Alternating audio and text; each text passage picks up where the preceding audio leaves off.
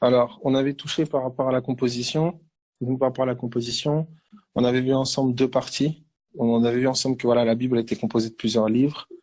Donc voilà, plusieurs livres. L'importance d'approcher sous forme de livres et pas de versets seulement, mais de manière dans le contexte. Ensuite, donc voilà, donc l'Ancien Testament, il est composé de 39 livres qu'on a là sous la main. Je prends la version 66 livres. Donc 39 livres, l'Ancien Testament. Euh, il y a généralement, quand le Seigneur il parle des Écritures, quand il parle de l'Ancien Testament, il dit la loi et les prophètes. Il dit la loi et les prophètes. Parfois, il peut arriver qu'il ajoute les psaumes. Il dit la loi, les prophètes et les psaumes. Donc, quand il parle de l'Ancien Testament, vous retrouvez souvent cette formule-là. Mais l'Ancien Testament, il est composé de 4 grandes parties, je dirais. Donc, de la Torah, d'abord. La Torah, c'est les 5 premiers livres. D'accord, les 5 premiers livres de la Bible, la Torah. Donc, on a les noms. Nous, on a les noms français. On a les noms français, mais la Torah, elle est composée des noms. En fait, c'est des noms hébreux à la base. Genèse, Exode, Lévitique, Nombre, Deutéronome. En fait, à la base, c'est Bereshit, Shemot, Vaïra, Bemidbar et Devarim. Donc, c'est les 5 noms de la Torah. Pourquoi je dis ça? Parce que c'est intéressant parce que c'est les noms des livres correspondent au premier verset du livre. Donc, par exemple, euh, Bereshit, la Genèse, c'est au commencement. Vous voyez, donc Bereshit, ça veut dire au commencement. Shemot, les noms. Donc, Exode, vous voyez, ça commence par les noms. Ensuite, Vaïra, il appelle. Donc, ça, c'est Lévitique, il appelle. Ensuite, Nombre, dans le désert. Et Devarim, les paroles. Est-ce que ça va pour tout le monde? Donc ça, c'est la Torah. Ces 5 livres-là, c'est les 5 livres qui composent la Torah. D'accord? C'est ce qu'on appelle la Torah, communément appelée en français la loi de Moïse. Donc ça, c'est vraiment le fondement de l'ancienne alliance. C'est la Torah. Quand on dit la loi de Moïse, c'est pas les commandements d'abord, c'est ces 5 livres-là. C'est vraiment les livres de fondement, les bases, en fait, de la base de l'ancienne alliance, la Torah, la loi de Moïse. D'accord? En fait, l'enseignement de Moïse, si vous voulez. Torah, c'est enseignement aussi. Traduit par loi, mais premièrement, c'est traduit par enseignement. La Torah, donc, de Moïse. Ensuite, vous avez les livres historiques. Vous avez les livres historiques. Donc, c'est les livres, généralement, qui font les récits historiques de ce peuple-là, du peuple d'Israël. Donc, vous avez le livre de Josué, vous avez Juges, Ruth, Samuel, Roi, Chroniques, Esdras, Néhémie, Esther. Donc, ce sont les livres historiques. C'est les livres historiques. Ensuite, vous avez les livres poétiques, ou les livres de sagesse aussi, qui sont appelés aussi livres de sagesse, qui sont Job, Psaume, Proverbe, Ecclésiaste et Cantique des Cantiques. Job, Psaume, Proverbe, Ecclésiaste et Cantique des Cantiques. Et vous avez les livres prophétiques. Les livres prophétiques. Avec Isaïe, Jérémie, le livre de Jérémie, donc, Lamentation, Ézéchiel, d'accord? Daniel a une petite bémol parce que c'est un livre de révélation, on aura l'occasion d'y toucher. Vous avez Osée, Joël, Amos, Abdias, Jonas, Michée, Nahum, Habakkuk, Sophonie, Agé, Zacharie, Malachi. Ça, ce sont les 12, on appelle les 12 petits prophètes. Donc, en fait, les prophètes, les livres prophétiques sont séquencés en 2 grandes parties. Les grands prophètes, qui sont Isaïe, Jérémie, Ézéchiel, et les petits prophètes, les 12 petits prophètes. Donc, voilà l'Ancien Testament, le livre, là, quand vous lisez le livre, l'Ancien Testament, là, voilà comment il est composé. 4 grandes parties. La Torah, les livres prophétiques, les livres poétiques et les livres historiques, pardon, les livres poétiques et les livres prophétiques. D'accord? C'est les 3, les 4 parties. Oui, effectivement, exactement, c'est ce que je disais tout à l'heure. L'ensemble donne le Tanakh. L'Ancien Testament, l'ensemble donne le Tanakh. Donc, cet Ancien Testament-là, donc, est-ce que ça va pour tout le monde? Voilà en gros comment c'est séquencé. Donc, vous pourriez avoir une approche, comme je disais, de 3, où il est dit, Jésus a l'habitude de dire, il dit la loi, les prophètes et les psaumes. D'accord? Vous avez des termes aussi juifs pour 3 catégories de livres. Et voilà, nous, on l'approche de cette façon-là, donc la Torah, les livres historiques, les livres poétiques ou les livres de sagesse et les livres prophétiques. Donc voilà l'Ancien Testament, comment il est composé. D'accord? Donc c'est des livres. Et ces livres-là, il y a différentes catégories de livres.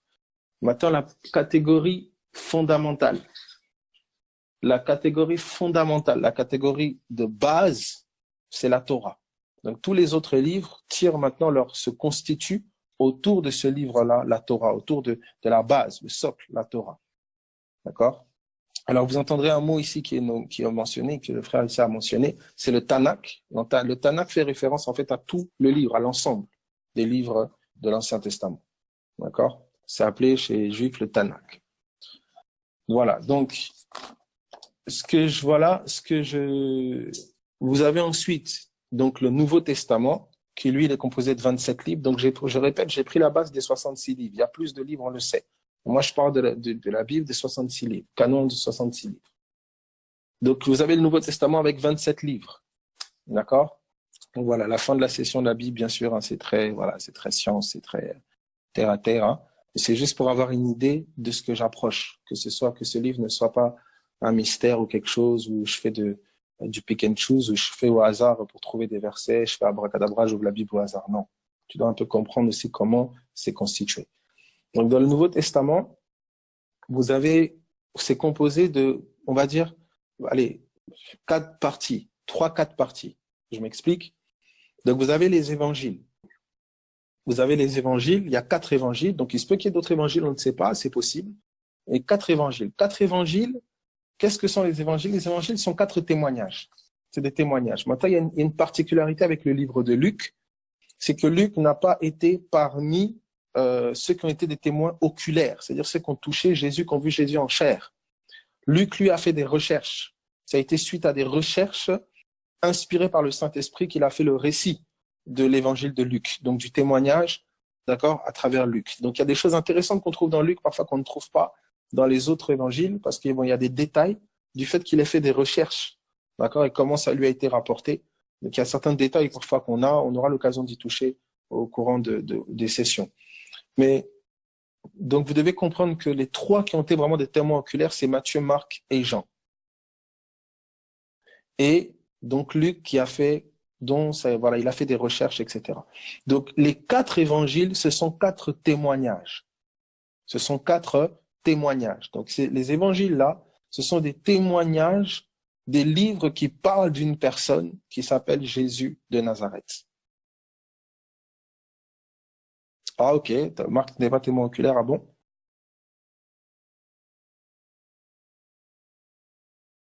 Ah ok, d'accord, bon, ça reste à...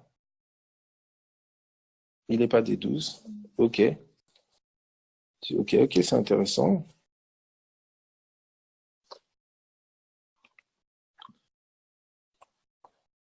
Il faut faire attention parce que parfois il a eu le nom de, je pense qu'il a parfois eu le nom de Jean. Donc, faire attention à ces choses-là. Je sais pas si, j'ai jamais eu à me pencher dessus. Donc, oui, voilà. Donc, c'est pour ça qu'il faut être faut être prudent.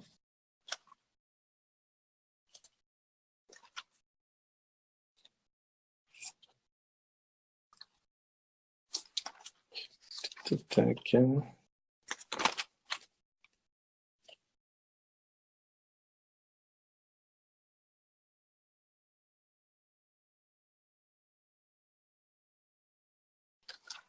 Ok. J'étais extrêmement prudent avec ça. Donc voilà, bah, écoute, je me pencherai dessus, c'est intéressant. J'enverrai ça. Est-ce qu'il était... Euh...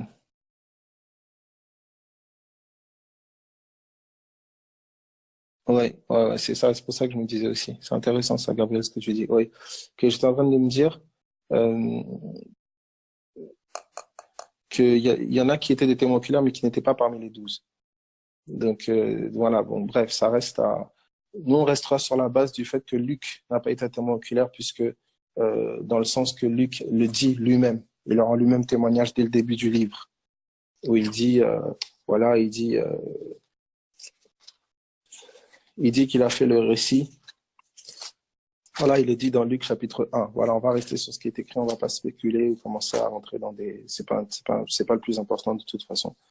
Voilà, plusieurs ayant entrepris de comment composer un récit des événements qui se sont accomplis parmi nous, suivant ce que nous ont transmis ceux qui ont été des témoins oculaires dès le commencement et sont devenus des ministres de la parole. Il m'a aussi semblé bon, après avoir fait des recherches exactes sur toutes ces choses depuis leur origine, de te les exposer par écrit d'une manière suivie, excellent Théophile, afin que tu reconnaisses la certitude des enseignements que tu as reçus.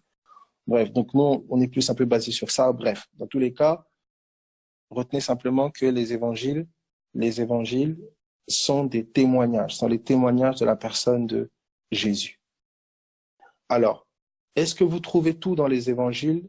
Non, vous ne trouvez pas tout dans les évangiles. Et je vais vous le montrer. Vous pouvez prendre l'évangile de Jean. Prenez avec moi Jean.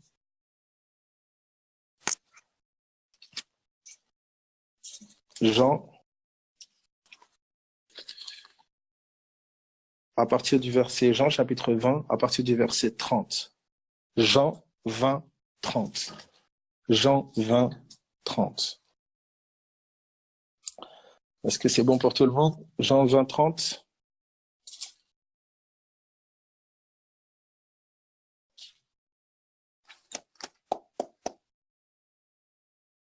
Ok, voilà. Donc Jean 20, 30. Jésus a fait encore en présence de ses disciples beaucoup d'autres miracles qui ne sont pas écrits dans ce livre. Mais ces choses ont été écrites afin que vous croyiez que Jésus est le Christ, le Fils de Dieu, et qu'en croyant, vous ayez la vie en son nom. Donc voilà, Jean, ici, l'évangile de Jean dit clairement l'objectif et le but du livre.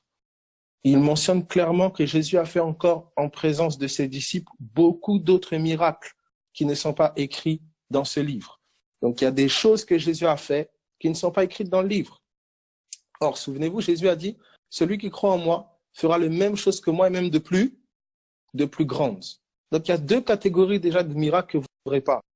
Là, c'est les plus grandes, les choses les plus grandes, et les choses que Jésus a faites et qui ne sont pas écrites. D'accord? C'est pour ça qu'il faut être très rigoureux quand vous commencez très vite à juger quelqu'un. Vous voyez des choses surnaturelles et vous êtes prompt à juger, dire, oh, c'est pas de Dieu parce que j'ai pas vu ça dans les évangiles, ou à quoi ça sert, ça, etc. À quoi ça servait à Jésus de dire à Pierre de marcher sur l'eau? Vous voyez? Donc, il faut faire très attention, mes amis, par rapport à juger très vite une démonstration de puissance ou des aînés qui vivent dans une certaine... Voilà, faut pas juger à l'apparence parce que il y a des choses, oh non, j'ai jamais vu ça dans la Bible, c'est pas biblique. Mais non, on t'a pas demandé d'être biblique, premièrement, on t'a demandé d'être christique. On t'a demandé d'être spirituel. Vous voyez? Donc ici, clairement, il est mentionné, Jésus a fait encore en présence de ses disciples beaucoup d'autres miracles, beaucoup d'autres prodiges qui ne sont pas écrits dans ce livre. Mais ces choses ont été écrites afin que vous croyiez que Jésus est le Christ, le Fils de Dieu, et qu'en croyant, vous ayez la vie en son nom. On nous dit pourquoi ces choses ont été écrites. Ces choses ont été écrites afin que vous croyiez que Jésus est le Christ, le Fils de Dieu. Vous voyez? Voilà. Et qu'en croyant, vous ayez la vie en son nom. Est-ce que ça va? Voilà. Donc, c'est vraiment important. Donc, c'est pour ça que soyez très, très prudents avec les personnes qui ont tendance à être beaucoup plus bibliques que spirituelles. On n'a jamais vu Jésus faire ça, on n'a jamais vu Jésus... voilà, Jésus, il a fait des choses étranges. Hein. Il prend de la boue, il mélange avec du crachat, il met sur les yeux de quelqu'un, la personne voit. Il va dire à Pierre, va prendre un poisson ou la bouche, il y aura une pièce d'or dedans. Voilà. Donc, Jésus a fait apparaître de l'argent dans la bouche d'un poisson. Voilà, il y a eu des trucs étranges qui se sont passés. Maintenant, on vous dit qu'il y a plein d'autres miracles qu'il a fait qui ne sont pas écrits. Donc, si quelqu'un aujourd'hui, au nom de Jésus, voilà, je sais pas moi, il fait bouger une chaise ou quoi que ce soit, et puis voilà, ça sert à quoi, pourquoi bouger une chaise, etc. Ou quelqu'un se met, je sais pas moi, à léviter dans les airs, Jésus a marché sur l'eau. Ah ouais, mais non, Jésus, il a marché sur l'eau, il n'a pas marché dans l'air. Non, ne sois pas ridicule. Voilà. Donc, faut pas être, on juge avec le discernement des esprits. Si tu n'as pas le don de discernement des esprits, tu peux juger sur des faits quelque chose qui est spirituel, qui vient de Dieu. Donc, il faut faire très, très attention par rapport à ça, mes amis. Vous voyez? Il ne faut pas être prompt à juger quelque chose que tu ne comprends pas. Demande à Dieu. Vous voyez? Tout n'est pas dans les évangiles. Tout ce que Jésus a fait n'est pas écrit. Voilà, il faut être clair par rapport à ça. Voilà. Et il y a un autre passage, bien sûr, qui a été mentionné ici dans Jean 21, à partir du verset 25, où il est dit, il y a aussi plusieurs autres choses que Jésus a faites, lesquelles, si elles étaient écrites une à une, je ne pense pas que le monde même pu contenir les livres qui seraient écrits. Vous voyez? Donc, c'est très clair. Donc, imaginez-vous déjà, il y a plein de choses que Jésus a faites qu'on n'a pas vues. Et Jésus a dit, vous allez faire, celui qui croit en moi, il va faire les mêmes choses que moi et même des plus grandes. Alors, si déjà il y a des choses que lui a fait qu'on n'a pas vues, et alors les plus grandes alors. Voilà. Vous voyez? Donc, c'est pour ça que pour juger quelqu'un, pour juger la puissance de Dieu, juger les miracles, mes amis, il faut avoir le discernement des esprits. Il faut avoir le discernement des esprits. Il ne faut pas que quelque chose te semble étrange, ça n'a pas de sens pour toi, que cela veut dire que ça ne vient pas de Dieu. Non. Vous voyez? Oui, mais ça, je ne vois pas l'utilité. Mes frères, il n'y a pas d'utilité à marcher sur l'eau. Pourquoi faire? Pierre, marche sur l'eau avec moi. Pourquoi faire? C'est toi qui juges peut-être qu'il n'y a pas d'utilité. Mais la démonstration de la puissance de Dieu fait naître dans les cœurs la foi. La confiance dans le fait que Dieu est puissant, qu'il sait faire ça, qu'il est capable de ça. Vous voyez? Donc, il ne faut pas être prompt à juger les signes et les prodiges. Il faut vraiment compter sur la grâce de Dieu. Il ne faut vraiment pas être prompt à juger les signes et les prodiges. Est-ce que ça va pour tout le monde? Je ne sais pas si je suis un peu clair.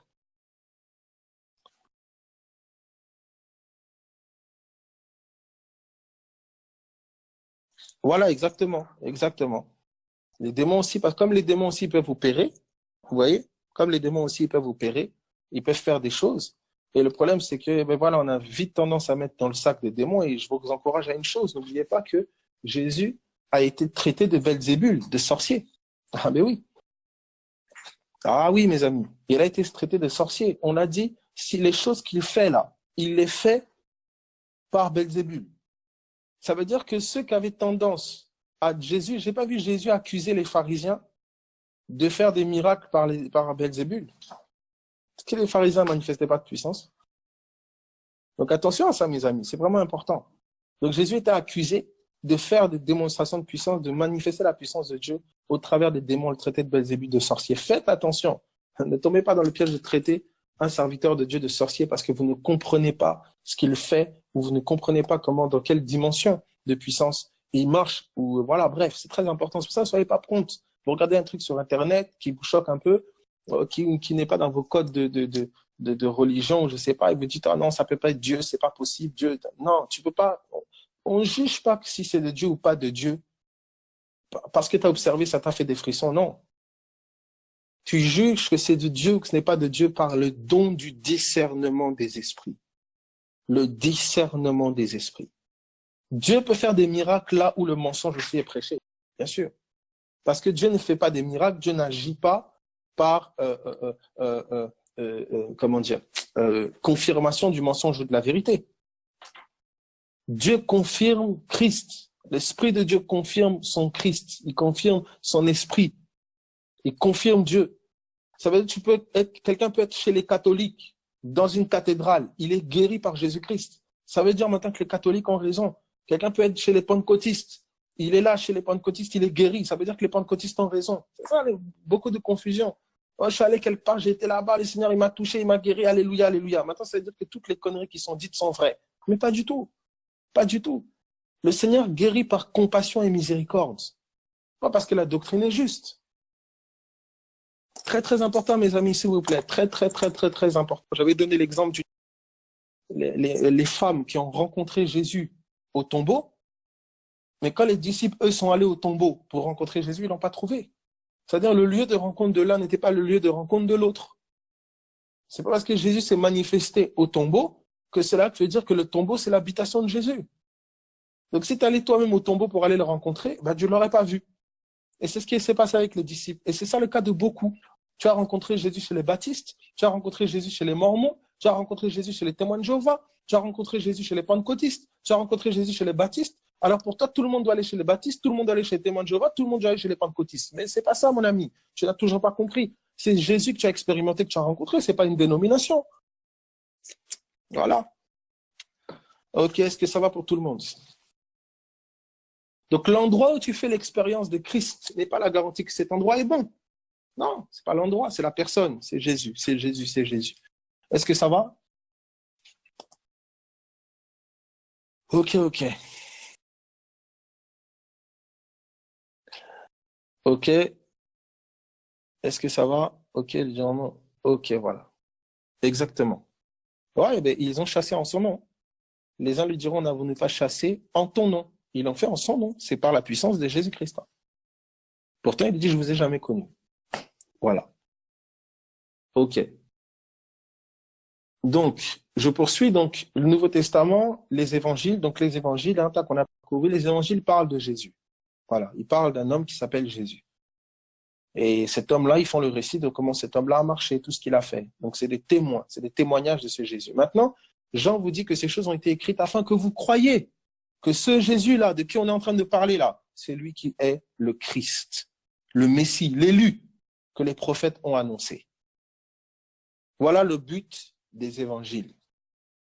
Rendre témoignage à Jésus afin que nous croyions que c'est bien lui qui est l'élu, qui est le choisi, qui est le Messie que Dieu a envoyé. Ensuite, vous avez une autre partie qui est un peu, je dirais, un livre historique aussi. C'est le livre des Actes des Apôtres. J'aime beaucoup qui l'ont renommé le livre des Actes des croyants. Donc là, en fait, c'est l'histoire de la première communauté, en fait, des croyants, d'accord, qui ont commencé à vivre Christ. En fait, c'est la naissance du Christ corporatif. Donc, vous avez beaucoup qui ont tendance à faire mention d'un retour au livre des Actes. Écoute, tu peux pas revenir à ton état de bébé. Tu peux pas revenir à ton état de bébé. Pour ça, il faut être très prudent, mes amis. On revient pas au livre des Actes, on revient à la parole. Différent. Dans le livre des Actes, il n'y avait pas Internet. Dans le livre des Actes, il n'y avait pas de voiture. Dans le livre des Actes, il n'y avait pas de cigarettes. Je sais pas, il y avait des cigares, peut-être des pipes, je sais pas. Dans le livre des Actes, il n'y avait pas 50% de ce qui se passe aujourd'hui, de ce qu'il y a aujourd'hui. Du temps du livre des Actes, il y avait encore l'esclavage. Paul dit aux esclaves de respecter leur maître. Si tu prêches ça aujourd'hui, on va t'arrêter parce que l'esclavage a été aboli. Donc, il y a un contexte qui était dans le livre des Actes qui n'est pas le contexte d'aujourd'hui. C'est très important, mes amis, de le comprendre. Nous ne revenons pas au livre des Actes, nous revenons à la parole. C'est différent parce que la parole aujourd'hui, elle répond aux besoins qu'elle rencontre aujourd'hui dans sa génération. Est-ce que vous comprenez? Donc, le livre des Actes est la naissance de, je parle du vrai esclavage officiel, hein, voilà, du vrai esclavage officiel dans l'histoire, avec Abraham Lincoln, tout ça, machin, l'esclavage. Ok. Donc, dans le livre des Actes, c'est la naissance, en fait, du Christ corporatif. C'est la naissance du Christ corps. Vous voyez? C'est sa naissance. Donc, il était bébé. Quand on lit le livre des Actes, il était bébé. Vous voyez? Et il était en train de grandir. Il était en train de grandir. D'accord? La preuve en est, c'est que c'est seulement dans Acte 10 que Pierre va avoir la révélation qu'il faut aussi annoncer l'évangile aux non-juifs. D'accord? On vous dit dans Acte 8 aussi que certains n'annonçaient l'évangile qu'aux juifs. Vous voyez? Il y a tellement une soif du surnaturel que malheureusement, on parle d'un retour, d'accord, en fait, au livre des Actes. En fait, c'est pas en soi au livre des Actes, mais c'est à l'esprit qui a animé les premiers croyants. C'est important de le mettre en lumière, parce que sinon on peut appliquer des choses à notre temps qui ne sont pas applicables à notre temps. Vous voyez? Des choses qui ne sont pas du tout applicables à notre temps. Ok. Alors, donc, il y a le livre des Actes qui est comme un livre historique, si vous voulez, l'histoire des premiers croyants. Donc, si vous voulez voir comment les premiers croyants, la pensée des premiers croyants, comment ils vivaient, comment l'Esprit de Dieu va venir au milieu d'eux, comment ils vont bouger, comment les apôtres vont s'articuler, comment les diacres, comment en fait l'histoire de la première, si vous voulez, du Christ corporatif bébé, du bébé Jésus corps. Ensuite, vous avez, donc ça c'est, voilà, si vous voulez avoir une idée de l'Église, fonctionnement de l'Église. Vous avez les épîtres, les lettres. Donc, qu'est-ce que sont les lettres? Les églises qui étaient établies, d'accord? Les églises qui étaient établies par les apôtres, etc., par les croyants, ces églises-là rencontraient des problèmes dans la vie de communauté, dans la vie de tous les jours. Donc, ces églises-là écrivaient aux anciens, ils écrivaient aux aînés dans la foi, aux apôtres, etc., avec des questions, avec des problèmes qu'ils rencontraient. Et les lettres, les épîtres sont des réponses, en fait, au quotidien et aux problèmes quotidiens que les églises rencontraient. Donc, il est normal que l'église, que l'assemblée des croyants rencontre des problèmes. C'est normal. Si une église que l'apôtre Paul a établie, comme à Corinthe, à Éphèse ou autre, a rencontré des problèmes, un va prendre la femme de son père, il y avait de l'immoralité au milieu d'eux, plus que chez les incroyants, etc. Si elle a rencontré ces problèmes-là, donc ça ne veut pas dire que c'était forcément la faute de l'apôtre Paul, c'était l'apôtre Paul, il marchait en puissance, en révélation, tout ce que vous voulez. Mais il y avait des problèmes. Alors, c'est vraiment important de le comprendre. Les épreuves vont révéler la solidité de la communauté. Les épreuves vont révéler, en fait, au milieu des croyants, ça va révéler des choses. Ça va mettre en lumière ceux qui sont mûrs. Ça va mettre en lumière ceux qui sont immatures. Ça va mettre en lumière ceux qui désirent Christ. Ça va mettre en lumière ceux qui sont morts véritablement à eux-mêmes. Ça va mettre en lumière énormément de choses. Il y aura des problèmes au sein des croyants. Cela ne veut pas forcément dire, oh non, vous avez des discours très terre à terre souvent, des personnes qui disent, il n'y a pas l'amour, il n'y a pas l'amour, il n'y a pas l'amour. Écoutez, si l'apôtre Paul avait tendance à exhorter les différentes églises à dire, aimez-vous, ou j'entends parler de votre amour, etc. Mais regardez l'état de l'église de Corinthe. C'était un bordel. Mais l'apôtre Paul exhorter, encourager les saints à grandir dans l'amour, à grandir dans la miséricorde, à grandir en fait comme lui-même aussi grandissait. Vous voyez? Donc, il est normal qu'au milieu des croyants, il y ait des incompréhensions. Il est normal qu'au milieu des croyants, il y ait des désaccords. Il est normal qu'il y ait des sectes au milieu de vous, j'en dis. Afin que quoi? Afin que se distinguent les fils de la paix, les fils de Dieu, ceux qui servent vraiment Dieu, ceux qui veulent vraiment Christ. Donc, quand vous allez lire les épîtres, vous allez voir un apôtre Paul ou un apôtre Jean ou un apôtre Pierre ou un Jacques, d'accord, quand vous lisez les épîtres, vous allez voir des hommes qui répondent en fait aux différentes églises. Donc, à travers leurs réponses, tu peux déjà discerner plus ou moins les problèmes que les églises rencontraient. Vous voyez? Par exemple, exactement, Maxime, si aujourd'hui on verrait une assemblée comme Corinthe, voilà, on dirait, mais voilà, c'est pas de Dieu, tout ça, voilà, tellement de critiques. Bref. Alors, qu'est-ce qui se passe? Si par exemple, je te dis, OK, j'ai reçu les questions que tu m'as posées. Alors, pour la première question que tu m'as posée, le pain se prépare avec de la farine. Pour la deuxième question que tu m'as posée, je pense qu'il faut se rendre à la rue Paul pour pouvoir trouver la voiture. Donc, si tu tombes sur cette lettre-là, le pain, comme tu me l'as demandé, je te réponds, le pain se prépare avec de la farine. Et comme tu voulais le savoir, il faut aller se rendre à la rue de Paul pour trouver la voiture. C'est pas difficile, quand tu lis ça, c'est pas difficile de savoir quelle question il a posée. Comment on fait du pain et où est-ce qu'il faut trouver la voiture? Donc quand tu lis les épîtres de Paul, tu peux avoir une idée des problèmes que les communautés rencontraient. Quand l'apôtre Paul commence à te parler du mariage, quand l'apôtre Paul commence à parler des divisions qu'il y a, de Christ qui est la tête, quand l'apôtre Paul réétablit, il réaffirme qui est Christ à travers différentes révélations de Christ, il règle des problèmes dans les communautés. Vous allez voir que à chaque fois, Paul a répondu aux problèmes des communautés par une révélation de qui est Christ. Il commence par la révélation de qui est Christ et il descend de manière pragmatique dans la manière de vivre cette révélation-là. Quand il va vous parler du mariage, il va vous parler de Christ et l'Église, comment Christ s'est livré pour l'Église, etc., etc. Et de manière plus pragmatique, il va dire maintenant, hommes, aimez vos femmes comme Christ a aimé l'Église. Femmes, soyez soumises comme vous êtes soumises à Christ. Il commence par une révélation du Seigneur, il commence par une révélation du mystère de Dieu. Et il descend toujours plus pragmatique. Il n'a pas donné les 10 clés pour qu'une assemblée soit prospère, les 14 clés pour que l'assemblée... Non, non, non, non, non. Il a donné une clé, c'est le mystère de Christ. Et toutes les méthodes, tout s'articulait autour de ce mystère. Est-ce que ça va? Ça, ce sont les lettres, ce sont les épîtres.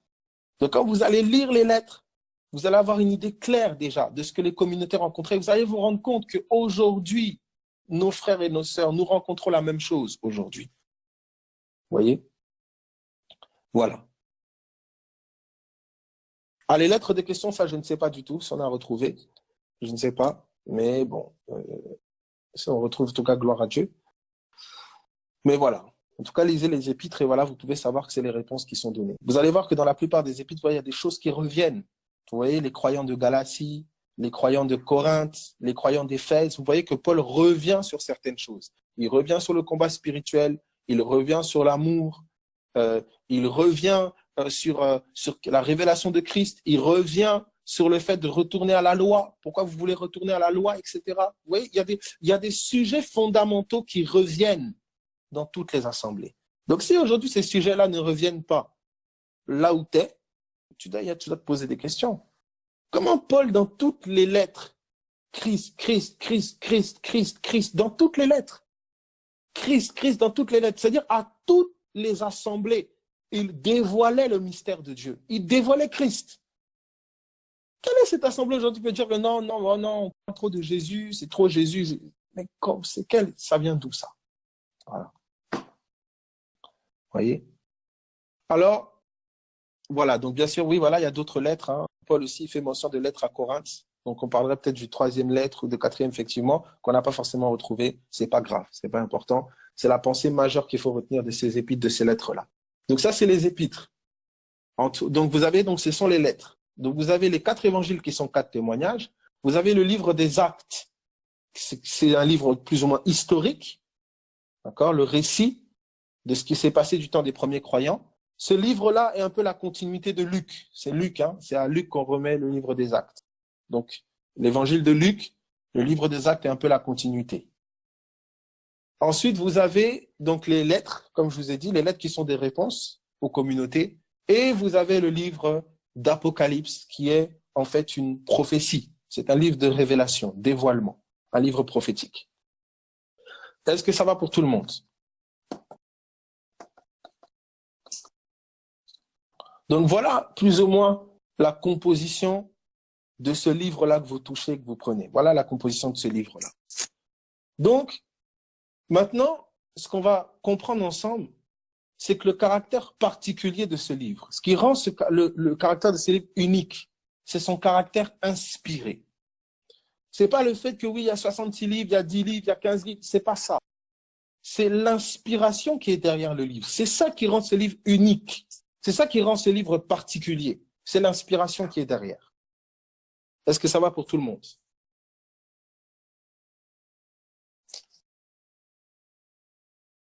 Alors, comment dois-je approcher ce livre?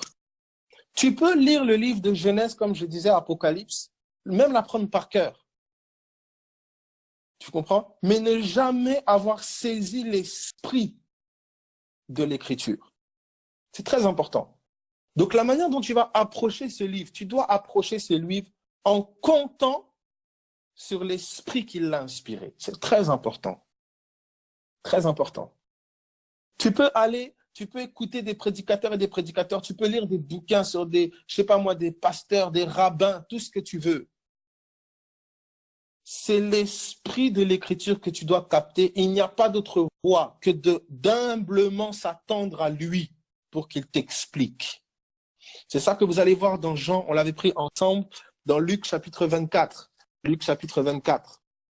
Vous voyez, quand les gens ont tendance à dire oh, moi je lis, je comprends rien, je lis, je comprends rien, tout ça, c'est pas normal. Demande à Dieu d'ouvrir ton entendement pour que tu comprennes.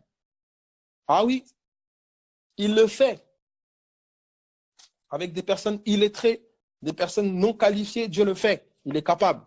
Donc, soupire après le désir de comprendre ce que l'Esprit de Dieu a dit depuis des siècles. Tu ne peux pas t'improviser dans les choses de Dieu. Tu ne peux pas t'improviser.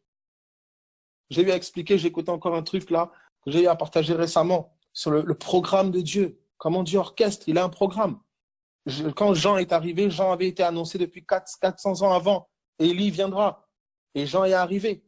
Donc, l'arrivée de Jean dans la famille d'Élisabeth, c'était pas, voilà, parce qu'un jour, Élisabeth s'est levée, elle s'est dit, oh Dieu, moi, je veux un enfant tout de suite. Non, c'est pas comme ça. Il y avait un programme céleste.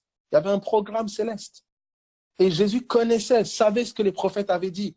Il dit aux disciples, vous dont le cœur est lent à croire ce qu'ont dit les prophètes. Les disciples vivaient dans ce que les prophètes avaient dit. Ils vivaient dans la prophétie biblique. Ils vivaient dans l'inspiration, dans la parole. Ils ne vivaient pas dans je sais pas moi, des sentiments, des émotions, non. Non. Dieu a parlé, il n'a pas parlé en vain. Dieu n'a pas commencé à parler avec toi. Dieu n'a pas commencé à parler à toi. Il a un programme. Ok. Donc, il dit ceci, dans Luc chapitre 24, à partir du verset 44.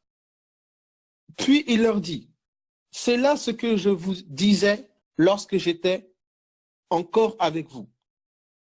Qu'il fallait que s'accomplisse tout ce qui est écrit de moi dans la loi de Moïse, dans les prophètes et dans les psaumes. Donc Jésus nous révèle que il est écrit de lui dans la loi de Moïse, dans les prophètes et dans les psaumes. Il dit ceci. Alors, verset 45, il leur ouvrit l'intelligence, il leur ouvrit l'esprit afin qu'ils comprennent les Écritures. Vous comprenez? C'est Jésus qui ouvre, c'est l'Esprit de Dieu qui ouvre ton entendement pour que tu comprennes les Écritures. C'est pas un homme qui fait ça. Tu peux écouter le meilleur des prédicateurs, tu apprends ses prédications par cœur et ne jamais avoir saisi l'esprit du message. Il ne s'agit pas d'écouter des gens, tu écoutes des rabbins, tu écoutes des pasteurs, tu écoutes des apôtres, je ne sais pas quoi, machin, tu dis, tu répètes comme un perroquet, tu dis, ah ouais, c'est bon. Alors tu n'as pas compris la substance, tu n'as pas compris. Et la preuve en est, c'est que si j'enlève leur verset, je te mets dans un autre cadre, tu ne seras pas capable de capter l'esprit de l'écriture. Parce que c'est du copier-coller. Ce n'est pas l'inspiration qui est derrière. La compréhension vient de l'esprit. Donc même quand tu écoutes un prédicateur, tu écoutes quelqu'un, tu sais que c'est l'Esprit de Dieu qui a parlé, tu dois demander à l'Esprit de Dieu qu'il ouvre ton entendement parce que tu ne capteras pas la substance de ce qui est dit. C'est l'Esprit qui donne la compréhension. C'est pour ça que derrière, dans les coulisses, est une vie de prière, dans le sens, est une vie où tu t'attends à Dieu. Il ne s'agit pas de prendre un bouquin, tu prends un bouquin comme ça, pam, pam, pam, pam, et puis voilà, ah, j'ai tout compris. C'est pas ça, mes amis. Non, non, non, non, non. Il y a un auteur derrière ce bouquin. Et cet auteur est vivant et il vit en toi. Attends-toi à lui pour qu'il t'enseigne, qu'il te fasse comprendre. C'est comme ça, parfois, tu peux écouter quelqu'un, boum, l'esprit en toi te donne d'autres passages pour éclairer encore davantage. L'enseignant, c'est le Saint-Esprit. Et il passe par des canaux différents, mais c'est lui l'enseignant. C'est pas quelqu'un, c'est lui l'enseignant. Donc, c'est à lui que tu dois t'attendre. Maintenant, en t'attendant à lui, il peut te répondre à travers des gens. Et ce qu'il va faire, c'est ce qu'il va faire. Mais tu dois t'attendre à lui. Si tu commences à penser que c'est la personne, ben, qu'est-ce qui se passe? Quand la personne maintenant va parler, tu ne t'attends pas à Dieu. Ça va commencer à être sec pour toi. Dire, ah bah oui, moi ça je sais, mais je n'ai pas compris, mais je ne comprends pas. Pourtant, ça j'ai déjà entendu, ça je sais déjà. Ça, je... Tu ne tapes plus la substance parce que tu t'attends à l'individu. Mais dans les coulisses, tu ne t'attends pas à l'esprit. Mes amis, quand tu t'attends à l'esprit dans les coulisses, quand tu te tiendras en présence d'individus, même un verset parlera à ton cœur. Parce que c'est l'esprit. L'esprit peut passer à travers un âne, il peut passer à travers une chèvre, il peut passer à travers un idiot, un intelligent, tout ce que tu veux. C'est l'esprit auquel tu dois t'attendre.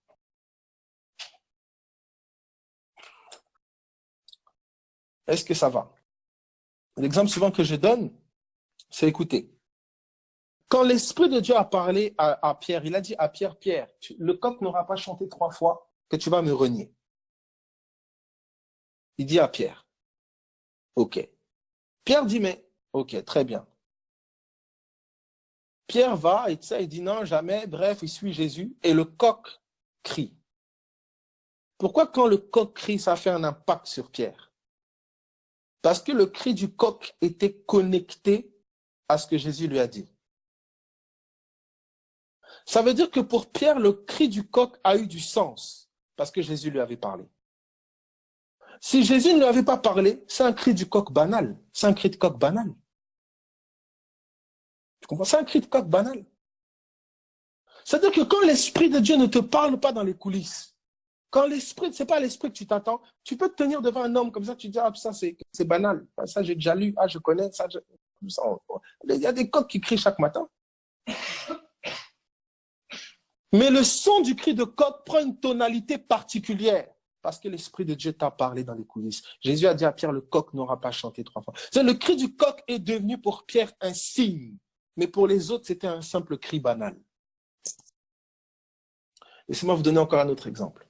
Quand on vient voir Jean, il dit, on peut prendre Jean. Tourne avec moi l'évangile de Jean. Donc quand vous voyez les gens qui se relâchent dans les coulisses, tu te relâches, ils ne lisent pas la parole, ils se relâchent, tout ça. Oh, la parole de Dieu, c'est pas important, etc. Petit à petit, hein, ton cœur, en fait, s'endurcit. par la nourriture, le manger, le boire, les soucis de la vie, tout ça, et tu deviens sourd. Et partout même, tu commences à plus entendre. On te parle, on te répète, on te répète, on te répète, tu n'entends plus. Et tu penses que c'est Dieu qui s'est tu. Tu penses que c'est Dieu qui ne parle pas, alors que c'est toi qui deviens sourd. Dieu parle partout, tout le temps. Et c'est souvent pas lui qui cesse de parler, mais nous qui devenons sourds. Alors Jean, dans Jean, il est dit ici, voilà. Je pense que c'est, voilà. À partir du verset 26, Jean 1, 26. Voici ce qui est dit. Est-ce que ça va pour tout le monde? Jean 1, 26. Jean leur répondit, moi je baptise d'eau, mais au milieu de vous, il y a quelqu'un que vous ne connaissez pas qui vient après moi. Donc au milieu de vous, il y a quelqu'un que vous ne connaissez pas. Imaginez-vous un peu ça.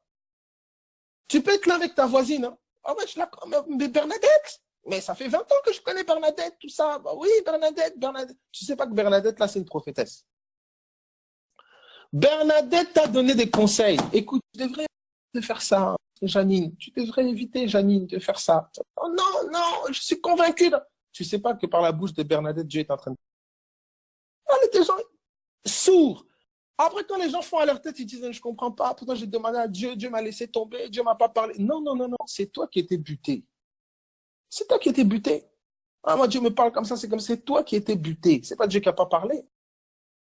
Alors, regardez ce qui est dit ici. Regardez Jean.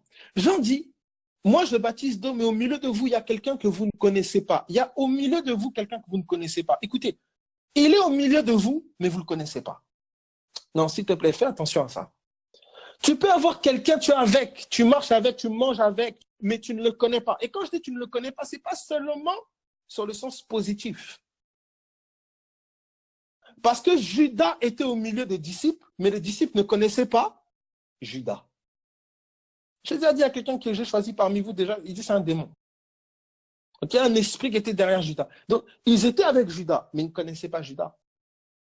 Nous ne connaissons plus personne selon la chair, Paul a dit. Donc tu ne peux pas dire, ah non, non moi je le connais, jusqu'au bout des ongles, je la connais. Écoute, il n'y a que Dieu qui connaît, toi tu ne connais pas. C'est pour ça que Dieu te dit, ne juge pas. Parce que tu ne connais pas. Tu penses que tu connais, mais tu ne connais pas. Donc ici, Jean dit, regardez ici, Jean dit encore plus ce qui vient de Dieu. Regardez ce que Jean dit, il y a quelqu'un au milieu de vous que vous ne connaissez pas, qui vient après moi. Je ne suis pas digne de délier la courroie de ses souliers. Ces choses se passèrent à Béthanie, au-delà du Jourdain où Jean baptisait. Le lendemain, il vit Jésus venant à lui et il dit, voici l'agneau de Dieu qui ôte le péché du monde. Jésus vient vers lui et Jean, lui, le reconnaît. Ça veut dire que celui que vous n'avez pas su reconnaître, Jean l'identifie. Pourquoi Jean est capable de l'identifier? Écoute, parfois l'identification de tes proches, ça viendra du dehors. C'est quelqu'un du dehors qui va te dire, écoute, tu vois ta mère là, tu vois ton père, tu vois ton fils, tu vois ton... C'est celui du dehors qui va te dire qui il est. Et toi, pour toi, c'est une blague. Marie était là, elle se promenait avec Jésus. Oh, Jésus, tout ça. Jésus, allez, va me chercher des pommes, va me chercher des patates, va me chercher des nains. Elle se promenait avec le Sauveur, mes amis. Tellement qu'à un moment dit, oh, ta mère et tes frères te cherchent. La parole dit que ses frères ont pensé qu'il était devenu. Ah, mes amis, attention à la chair. Elle peut te donner l'impression que tu connais alors que tu ne connais pas. Elle peut te faire mépriser les choses d'en haut, mépriser la grâce de Dieu. Regardez ce qui est dit. Le lendemain, il vit Jésus venant à lui et il dit, voici l'agneau de Dieu qui ôte le péché du monde. C'est celui dont j'ai dit, après moi vient un homme qui m'a précédé car il était avant moi. Regardez verset 31. Je ne le connaissais pas. Non, tu peux croire que tu connais l'esprit qui est en toi. Ah non, moi je connais la voix de Dieu, je connais l'esprit de Dieu, je sais comment Dieu me parle, je sais que... Mes amis, regardez ici. Il dit, il était au milieu de vous. Moi, j'aimerais prendre de au milieu, dire maintenant, il était en vous. Parmi la foule des voix, mais vous ne le connaissez pas. Là, c'était la foule des gens. Moi, maintenant, je vais dire en toi la foule des voix. Il dit, vous ne le connaissez pas. Il dit, je ne le connaissais pas. Moi aussi, je ne le connaissais pas. Mais c'est afin qu'il soit manifesté que je suis venu baptiser. Écoutez, attentivement, s'il vous plaît. Afin qu'il soit manifesté. afin qu'il soit manifesté, afin qu'on l'identifie. Je suis venu baptiser. Ça veut dire qu'on t'immerge dans quelque chose. Écoute, on t'immerge dans quelque chose pour que la voix soit manifestée, qu'elle s'identifie. Écoute, immerge-toi dans la parole. La voix va s'identifier. Mais toi, tu ne veux pas le baptême, tu ne veux pas t'immerger? Tu veux pas? Non, j'ai pas le temps. J'ai pas le temps. Ok. Ben, c'est vraiment étonnant comment tu connais la voix. Étonnant. Mais tu vas te faire berner en 2-3 minutes. Donc, que celui qui a des oreilles entende. Parce que là, je sens, il y a une lecture, je suis en train d'écouter. Écoutez la voix des gens.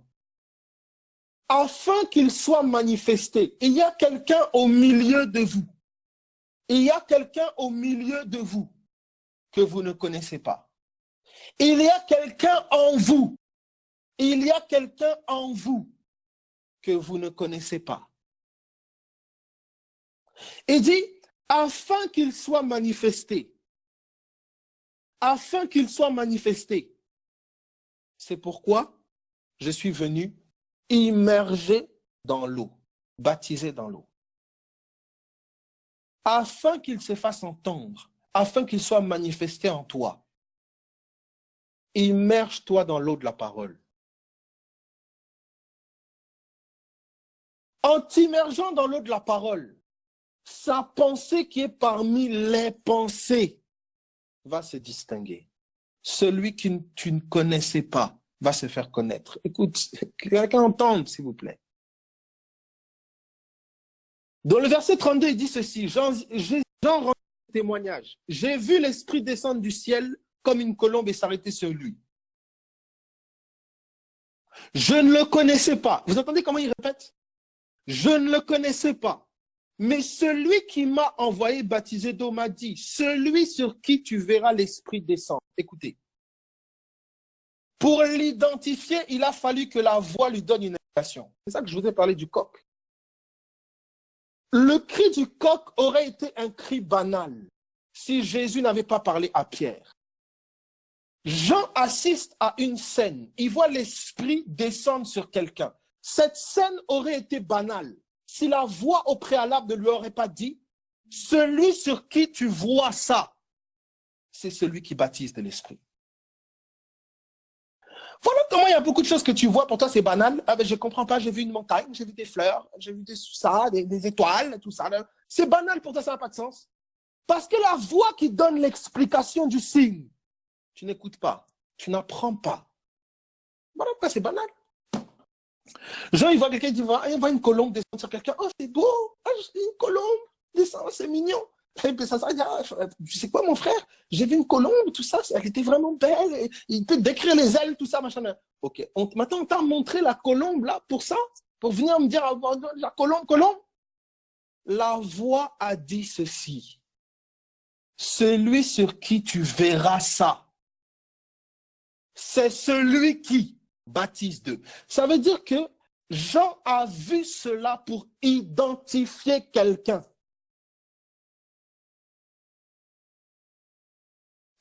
Seigneur. Écoutez, pourquoi? Le ciel a dû l'identifier. Pourquoi? Parce que le jour où les hommes le crucifient, le calomnient, l'insultent, Jean sait qui est cet homme. Le jour où les voix vont se dresser pour dénigrer la voix de l'esprit qui t'a parlé, parce que le ciel t'a donné d'identifier cet esprit, tu tiendras ferme. Et si le ciel ne t'a pas donné l'identification, mes amis, Pierre, Jésus, est-ce que quelqu'un entend ce que je dis, s'il vous plaît? Jésus dit à Pierre, qui dit-on que je suis au dire des hommes? Oh, tu es prophète, tu es ceci, tu es cela. Ça ne m'étonne pas, peut-être que c'est même ceux-là qui disaient ça, là, qui sont partis. Quand cette parole est devenue dure. Mais ceux qui sont restés, c'est ceux qui ont identifié. Ils ont dit, tu es le Christ. Où irions-nous? Tu es le Christ. C'est toi qui as les paroles de la vie. Jésus avait dit à Pierre plus haut. Jésus avait dit à Pierre, pardon, dans Matthieu, il dira, ce n'est ni la chair ni le sang qui t'ont révélé ça, c'est mon Père qui est dans le ciel. C'est-à-dire mon Père qui est dans le ciel. Le ciel t'a donné d'identifier qui je suis. Voilà comment Pierre a demeuré. Écoute, il y a un moment, écoute, s'il te plaît, il y a un moment, tu dois connaître par l'esprit. Les gens avec qui tu marches, où tu es, la voix qui te parle, tu dois connaître les choses par l'esprit. On te dit maintenant, afin que ce soit manifesté, immerge-toi. Jean dit, je suis venu baptiser d'eau. J'aime le ministère de Jean. Jean est venu baptiser d'eau, afin que celui qui baptise de l'Esprit soit identifié. J'aime ça. Pour moi, Jean est le ministère de l'homme, c'est l'homme. Jésus, c'est l'Esprit. L'homme t'immerge dans la parole, afin que l'Esprit s'identifie et se manifeste à toi personnellement. Ça veut dire qu'une fois que l'Esprit s'est manifesté, Jean s'est... Il dit, il faut que je diminue, il faut que Christ croisse. Maintenant, tu refuses d'entrer dans l'eau. On force ta tête pour entrer dans l'eau. Tu dis, non, je n'ai pas le temps, je ne veux pas. Non, tu ne veux pas t'immerger dans la parole. Donc, continue. Là, comme tu vas rester collé à Jean, Jesus. Regardez ainsi que celui qui a des oreilles entendent ce que l'Esprit dit. Verset 36, regardez ce qu'il dit. Le lendemain, Jean était encore là avec 2 de ses disciples et ayant regardé Jésus. Voyez ce qu'il dit, verset 35, qui passait, il dit, voilà l'agneau de Dieu. Les 2 disciples entendirent prononcer ces paroles et ils suivirent Jésus. Est-ce que ça va pour tout le monde? Je ne sais pas si tout le monde voit un peu comment le ciel te donne d'identifier. Le ciel va te donner d'identifier quelqu'un. Le ciel va te donner d'identifier un travail. Le ciel va te donner d'identifier la voix de l'Esprit qui est en toi. Le ciel va te donner d'identifier une action qu'il est en train de faire. Parce que quand le ciel te donne d'identifier son action, les hommes pourront venir contester, mais toi, tu sais que tu sais. Voilà pourquoi tu restes ferme et demeures. Lorsque Jean a été emprisonné, Jean pose la question, mais mes amis, est-ce que c'est vraiment lui qu'on doit attendre? Ben oui. Ça veut dire que dans le temps d'épreuve, dans le temps d'emprisonnement, Jean commence à se poser la question si c'est vraiment... C'est de sa propre bouche. Hein? Oui, voici l'agneau, c'est lui qui ôte le péché. C'est de sa propre bouche. Mais quand ça commence à chauffer, il commence à s'interroger, ah, est-ce que vraiment c'était ça? Voilà le cas de beaucoup. Tu as pris position pour la parole. Tu as pris position pour l'Esprit de Dieu. Quand ça commence à chauffer, ah, est-ce que vraiment c'était Dieu? Est-ce que vraiment, ça, tu commences à bégayer. Pourtant, au début, il fallait t'écouter. Ah non, c'est l'Esprit de Dieu qui parle. Ça, c'est un signe de Dieu, vraiment. J'étais perdu, mais ça m'a vraiment ranimé. Et que c'était agité. Quand ça commence à chauffer, quand le temps commence à faire ses preuves, quand les épreuves commencent à s'installer sur le temps, quand les raisonnements commencent à t'accabler, t'affliger, là maintenant vous voyez que la remise en cause de la parole vient. Est-ce que Dieu a-t-il réellement dit? Ça arrivait à Jean. Jean, un prophète. Hein. À combien plus forte raison toi? Jean, un prophète, qui a rendu témoignage à Christ, qui a rendu témoignage à l'Esprit, qui a témoigné avec force de qui est l'Esprit, qui a reçu la confirmation du ciel, l'identification du ciel, la localisation du ciel. Mais quand lui-même a été mis en prison, il a regardé la parole. Quand il viendra, il libérera les captifs. Il regarde sa situation, il dit, moi, je suis captif. Il dit, l'Esprit de l'Éternel est sur moi, car il m'a oint pour libérer les captifs. Il dit, mais il a regardé sa condition, il dit, mais moi, je suis captif. Il dit, est-ce que vraiment c'était lui qui? Voilà ta situation. Voilà. Donc là, qu'est-ce qui se passe? La foi est éprouvée. L'ennemi commence à tout remettre en cause. Regarde, tu es captif, mais c'est lui qui est venu libérer les captifs. Hein? Un prophète comme toi. Tu as annoncé que c'était lui l'agneau qui ôte le péché. Tu as annoncé, mais regarde, tu es là. Là, il commence à te faire zoomer sur les barreaux de la prison. Hein? Toi, il te fait zoomer sur tes factures. Il fait un zoom sur les situations. Il commence à zoomer sur ton âge. Il commence à zoomer sur ce qu'un tel a dit. Soudain, tu commences à avoir... C'est terrible, hein? Des souvenirs terribles qui commencent à revenir. Quelqu'un qui t'avait dit ça. Quelqu'un qui t'avait dit ça. Ta tête commence à chauffer. Là, tu commences à penser au rapport qu'on t'avait fait. Tu commences à penser à la déclaration d'un tel. Tu commences même à penser à des paroles sur les moments quand on te les a dit, tu t'en foutais même, tu n'as même pas fait attention. Mais là, ces paroles, bizarrement, reviennent. Et là, tu n'as pas remarqué que tu étais sous une attaque. Écoute, voilà pourquoi je te dis, hein, agrippe-toi à ce que l'Esprit de Dieu te dit. Agrippe-toi à cela comme si ta vie en dépendait. J'aime même pas dire comme si. Je dirais agrippe-toi à cela parce que ta vie en dépend. Est-ce que ça va? Ok. Alors, nous prenons avec la réalisation de la prophétie de Ézéchiel 26. Ézéchiel 26, donc vous avez vu, je pense que tout le monde a vu, bon, l'esprit de son conduire. Donc vous avez la composition de la parole, la composition de ce livre. Après le caractère inspiré de ce livre, vous avez vu qu'on est en train de prendre un simple passage, mais le passage nous inspire. Vous voyez, l'Esprit de Dieu, l'Esprit qui est derrière, c'est ça qu'il faut capter. Là, quand nous lisons, l'Esprit nous fait comprendre que Abel, pour identifier mon action et pour identifier ce qui est de moi, il faut le discernement. Vous voyez, le don du discernement, c'est ça. On parlait du discernement tout à l'heure sans l'écriture. Et maintenant, là, le Seigneur nous montre le discernement. Jean, pour pouvoir discerner que là, cet homme-là, c'est lui qui baptise de l'Esprit, le ciel lui a donné le discernement. C'est ça que nous sommes en train de voir là. Sinon, il dit, je ne connaissais pas. Je ne le connaissais pas. Il ne faut pas avoir honte de dire, je ne sais pas. Si le ciel t'a rien dit, commence pas à faire du truc au hasard, tu te essaies d'analyser. Non, si le ciel t'a rien dit, tu ne sais pas, tu ne sais pas. N'essaie pas de paraître comme si tu savais. Tu ne connais pas, dis je ne connais pas. Le ciel va te montrer. Alors, regardez maintenant, on va ensemble dans Ézéchiel. Nous allons maintenant dans Ézéchiel chapitre 26. Et donc je soulève le caractère prophétique, le caractère inspiré du livre. D'accord? Et donc prenons Ézéchiel. Donc il faut le savoir, hein, la Bible, c'est plus de 2000 prophéties accomplies. Plus de 2000 prophéties accomplies. Il y a eu des statistiques qui ont été faites par un professeur, un physicien, je pense, qui s'appelle le professeur Stoner. Ce professeur-là a calculé la probabilité de l'accomplissement d'une dizaine de prophéties, 12 prophéties, je pense. Il a juste pris 12. Il a calculé la probabilité. Qu'est-ce que ça veut dire? Il a calculé le nombre de chances pour que ces prophéties s'accomplissent. Pour que les 12 s'accomplissent. Il est tombé sur une chance sur 1 milliard de milliards. Je ne sais pas si vous entendez bien. Ça veut dire quoi? Ça veut dire que vous avez une personne qui dit les 12 vont s'accomplir. Vous avez en face 1 milliard de personnes qui disent ça ne va pas s'accomplir. Eh bien, c'est celui qui est tout seul qui a raison. Voilà la probabilité. Une chance sur 1 milliard de milliards. Pour 12 seulement. Que 12. La Bible, c'est plus de 2000. Là, tu ne peux même pas calculer la probabilité dans ton petit cerveau. Plus de 2000. Donc, écoutez, il n'y a aucun livre qui fait ça. Il n'y en a pas.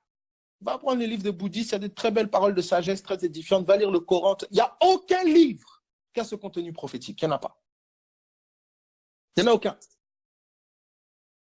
Vous comprenez comment les prophètes juifs avaient une réputation terrible. Ok.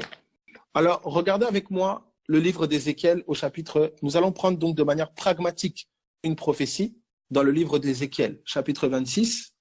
D'accord? Donc, dans ce livre-là, on va voir 6 prédictions. D'accord? Donc, voilà, on prend des petites prophéties basiques. Et là, bien sûr, vous pouvez vérifier ces prophéties dans l'histoire. Donc, je donne la correspondance historique. On est dans Ézéchiel, chapitre 26. Ézéchiel, chapitre 26. Là, on va lire du verset 7 au verset 11. Si quelqu'un peut le lire, du verset 7 au verset 11.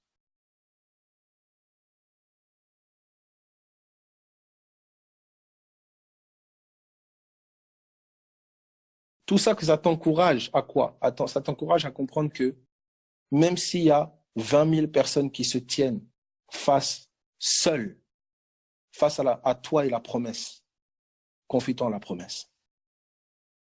Confie-toi en la promesse. S'il y a eu une chance sur 1 milliard de milliards, et ça s'est fait. S'il y a eu une chance sur 10 000, ça s'est fait. Une chance sur 100 000, ça s'est fait. Fais confiance en ton Dieu. Assure-toi que la promesse, c'est bien ça. Si tu es bien sûr que c'est ça maintenant, agrippe-toi à elle de toutes tes forces. Comme un mendiant s'agripperait au seul morceau de pain qu'il a eu en 6 mois. Agrippe-toi de toutes tes forces. Parce que même si elle tarde, elle s'accomplira certainement. C'est-à-dire qu'il n'y a même pas de question. La question ne se pose pas. Oh, c'est difficile dans l'adversité, souvent, de nous agripper. Regardez ici ce qui est dit. Nebuchadnezzar, roi de Babylone, du verset 7 au verset 11. Donc, Ézéchiel 26, 7 à 11. Car ainsi parle le Seigneur l'Éternel. Voici, j'amène du septentrion contre Tyr. Voilà, nous sommes sur une prophétie de la ville de Tyr. Nebuchadnezzar, roi de Babylone, le roi des rois, avec des chevaux, des chars, des cavaliers et une grande multitude de peuples. Il tuera par l'épée tes filles sur ton territoire. Il fera contre toi des retranchements. Il élèvera contre toi des terrasses et il dressera contre toi le bouclier. Il dirigera les coups de son bélier contre tes murs et il renversera tes tours avec ses machines. La multitude de ses chevaux te couvrira de poussière. Tes murs trembleront au bruit des cavaliers, tes roues et des chars lorsqu'il entrera dans tes portes comme on entre dans une ville conquise. Il foulera toutes tes rues avec les sabots de ses chevaux. Il tuera ton peuple par l'épée et les monuments de ton orgueil tomberont à terre. C'est la prophétie qui a été donnée via Ézéchiel sur la ville de Tyr. Effectivement, cette prophétie a été accomplie en 573 avant Jésus-Christ, après un siège de 13 ans. Donc quand vous allez regarder 573 avant Jésus, la ville de Tyr a été prise par Nebuchadnezzar. Donc vous savez que les livres d'Ézéchiel ont été écrits avant. Donc là, historiquement, ça devient vérifiable maintenant. Il dit au verset 3, « À cause de cela, ainsi parle le Seigneur l'Éternel, voici, j'en veux à toi Tyr. Je ferai monter contre toi des nations nombreuses, comme la mer fait monter ses flots. » Des nations nombreuses. Et on assistera à un déferlement successif des nations contre la ville de Tyr. D'abord avec les Babyloniens, avec Nebuchadnezzar, ensuite avec les Grecs, avec Alexandre, Antigone, 314, des Égyptiens, Ptolémée entre 285 et 247, les musulmans, 1290, et Tyr est détruite par le sultan Mamelouk. Ça, c'est historique. Les différentes successions, les vagues des différentes nations qui se sont abattues contre Tyr. Ézéchiel l'avait prophétisé. Ensuite, vous allez voir au verset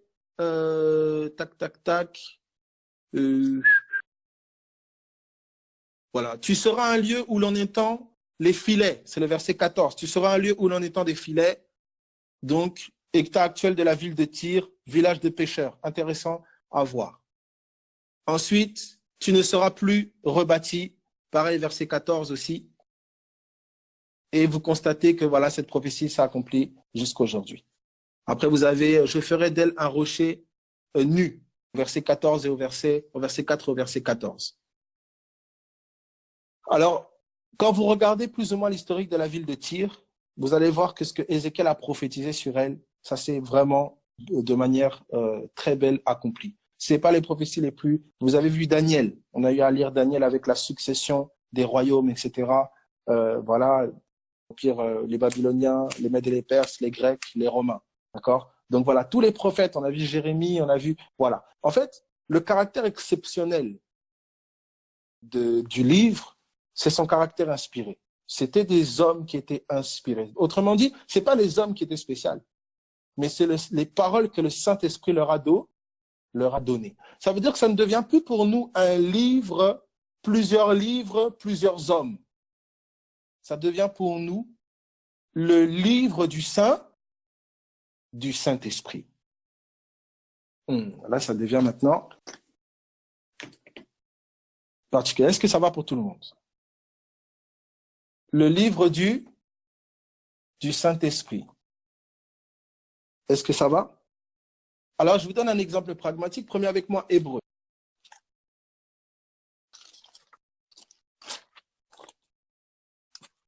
Hébreu. Donc, si c'est le livre du Saint-Esprit qui l'explique, voilà. Si c'est le livre du Saint-Esprit qui a parlé de le Saint-Esprit. Si tu aimes le Saint-Esprit, tu vas aimer son livre. Voilà. Alors, regardez maintenant dans Hébreu. Hébreu chapitre 9. Regardez ceci. Hébreu chapitre 9, à partir du verset 1er. Hébreu 9, 1. Donc là, on a fini, très bien, on a fini la session Bible. Hein. Pas trop sorti par la grâce de Dieu. Je rends grâce à Dieu pour les intercessions de différentes personnes qui ont prié pour le restant de la liste. Gloire à Dieu. Hébreux chapitre 9. Hébreux chapitre 9, à partir du verset 1er. La première alliance, regardez ce qui est dit, la première alliance avait donc des ordonnances relatives au culte et à un sanctuaire terrestre. En effet, donc la première alliance, elle avait des ordonnances relatives à un culte et au sanctuaire terrestre. En effet, un tabernacle fut construit dans la partie antérieure, appelée le lieu saint. Dans la partie antérieure appelée le lieu saint, étaient le chandelier, la table et les pains de proposition. Derrière le second voile se trouvait la partie du tabernacle appelée le Saint des Saints, renfermant l'autel d'or pour les parfums et l'arche de l'alliance entièrement recouverte d'or. Il y avait dans l'arche un vase d'or contenant la manne, la verge d'Aaron qui avait fleuri et l'étape de l'alliance. Au-dessus de l'arche étaient les chérubins de la gloire, couvrant de leur ombre le propitiatoire. Ce n'est pas le moment de parler en détail là-dessus. Or, ces choses étant ainsi disposées, les sacrificateurs qui font le service entrent en tout temps dans la première partie du tabernacle. Et dans la seconde, le souverain sacrificateur seul entre une fois par an, non sans y porter du sang qu'il offre pour lui-même et pour les péchés du peuple. D'accord? Verset 8, regardez ce qu'il dit.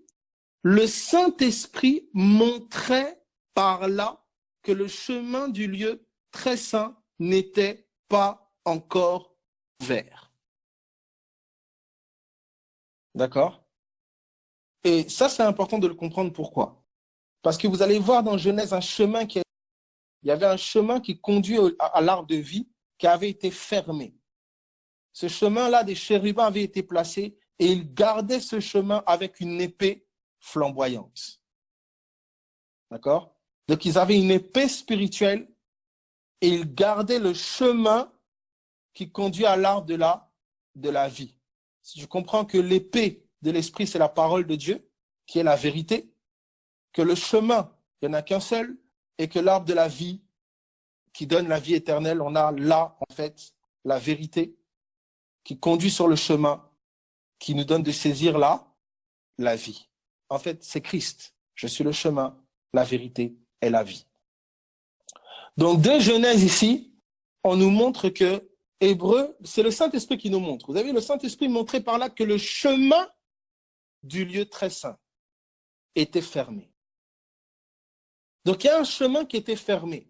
Christ n'était pas accessible en tant que chemin.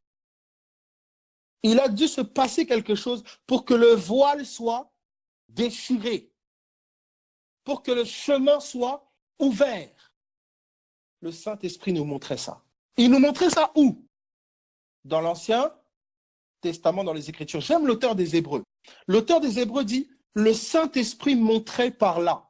Ça veut dire que quand l'auteur des Hébreux commençait à comprendre le tabernacle, comprendre comment le tabernacle fonctionnait, pour lui, c'est le Saint-Esprit qui était en train de nous montrer. Est-ce que ça va pour tout le monde?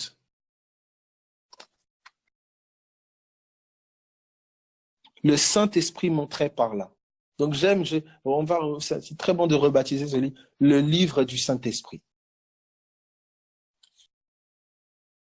C'est lui au départ, c'est lui au milieu, c'est lui à la fin. Le Saint-Esprit. Est-ce que ça va? Tu ne peux pas émettre de son sans le souffle.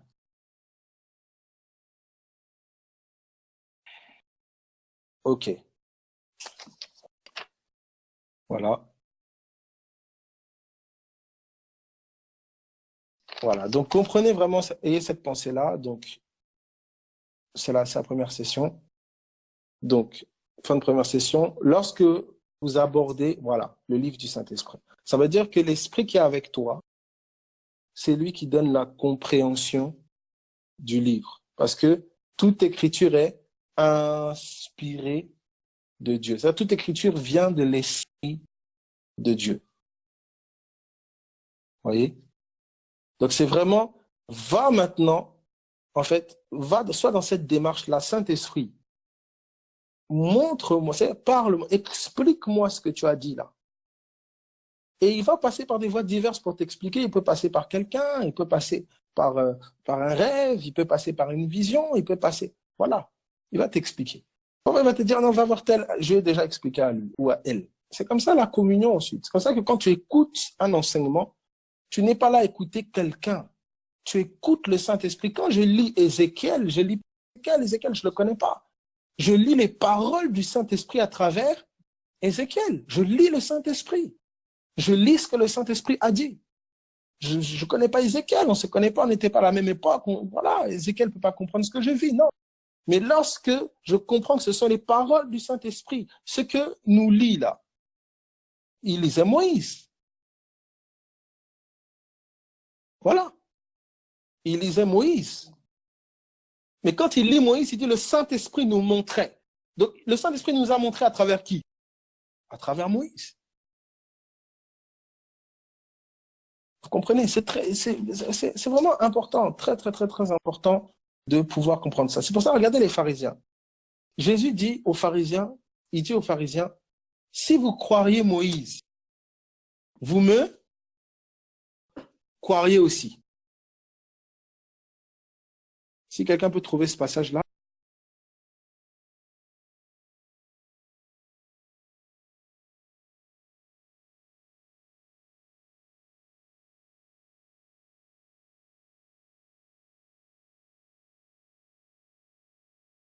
C'est Jean 5, à partir du verset 45.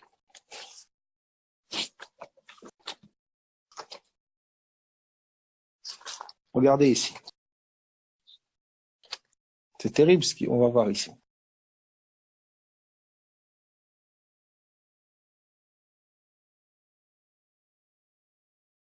Regardez ça. Il dit ceci. En fait, il commence même plus haut.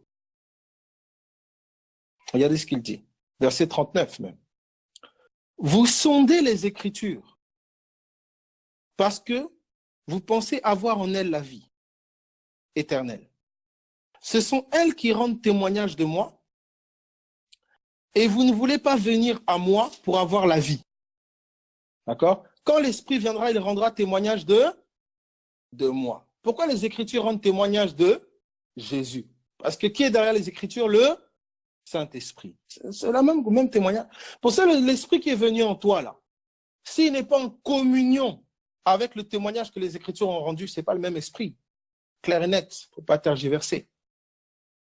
Alors, regardez maintenant la suite. Et vous ne voulez pas venir à moi pour avoir la vie. Je ne tire pas ma gloire des hommes.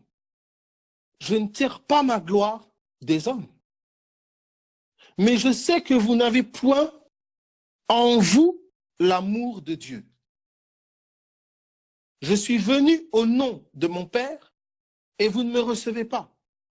Si un autre vient en son propre nom, vous le recevez. Comment pouvez-vous croire, vous qui tirez votre gloire les uns des autres et qui ne cherchez point la gloire qui vient de Dieu seul? C'est-à-dire que je regarde le voisin, je dis, ah, si je crois ce que lui dit là, je vais me mettre à dos tel, ah, un tel va plus m'apprécier, un tel va... Ça, il dit, comment vous pouvez reconnaître la vérité? Comment vous pouvez identifier? Parce que vous êtes trop occupés à vouloir tirer la gloire des uns des autres et non la gloire qui vient de Dieu seul. Quand tu aspires à la gloire qui vient de Dieu seul, qui est l'espérance de cette gloire? C'est Christ en nous. Comment tu peux résister à quelque chose qui met Christ au centre? Non, c'est pas normal. C'est pas normal. Regardez la suite. Comment pouvez-vous croire, vous qui tirez votre gloire les uns des autres? Verset 46. Ne pensez pas que moi je vous accuserai devant le Père. Il dit, moi je ne vous accuserai pas. Celui qui vous accuse, c'est Moïse, en qui vous avez mis votre espérance. Car si vous croyez Moïse, vous me croiriez aussi parce qu'il a écrit à mon sujet. C'est très fort ça. Il dit en fait, c'est l'homme de Dieu en qui vous avez placé votre confiance là, c'est lui qui vous accusera. Pourquoi?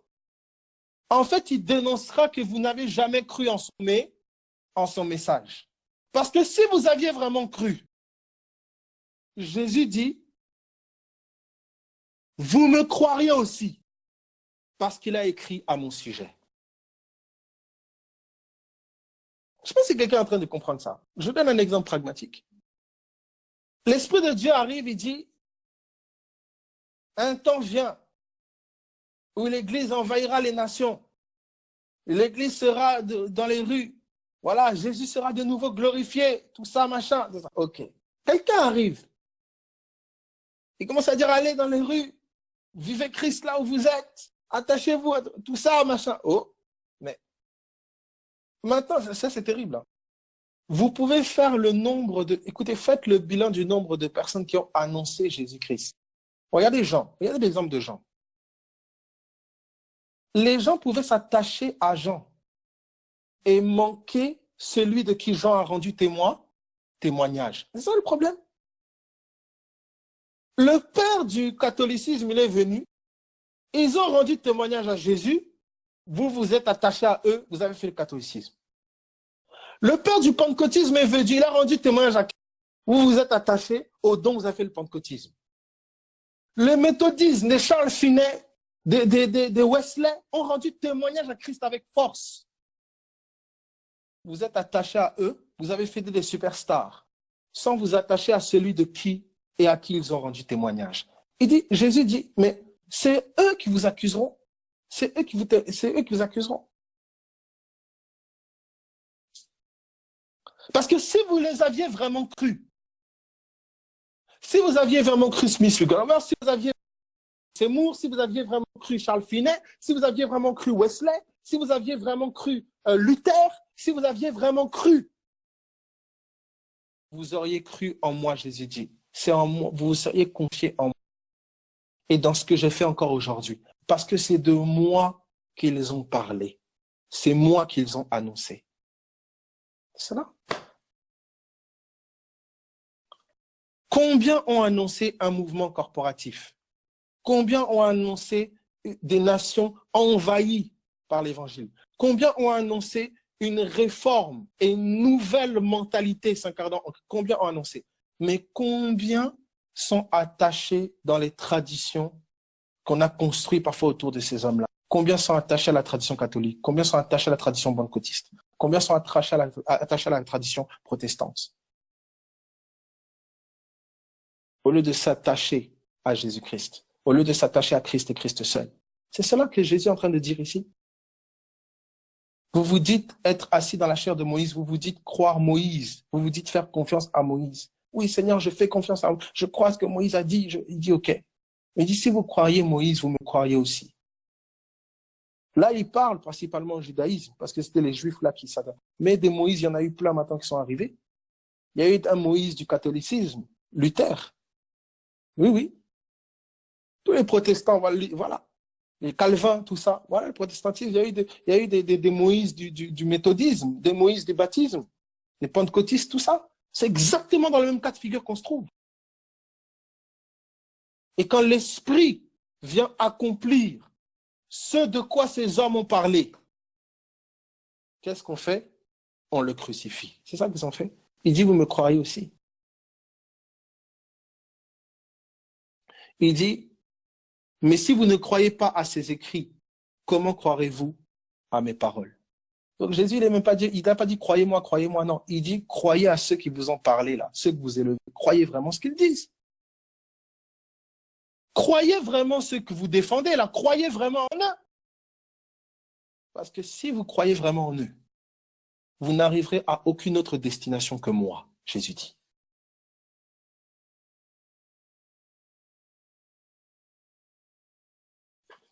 Est-ce que ça va pour tout le monde?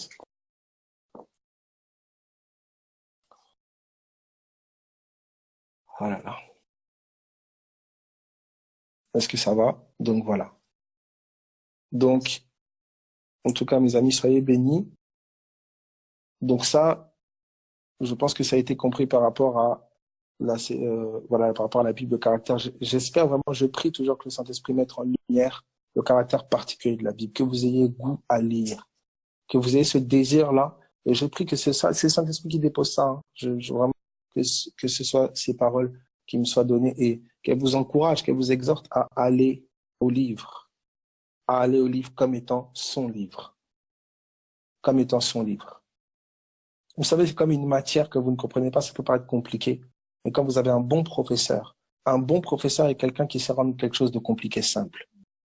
Quand tu vas à l'écriture, ça peut paraître crypté, compliqué. Mais au contact de l'enseignant par excellence, le Saint-Esprit, il rend ça abordable, simple pour toi, à ton niveau. Attends-toi au Saint-Esprit pour comprendre son livre. C'est son livre. C'est son livre. C'est sa Bible. C'est pas la tienne. Ok.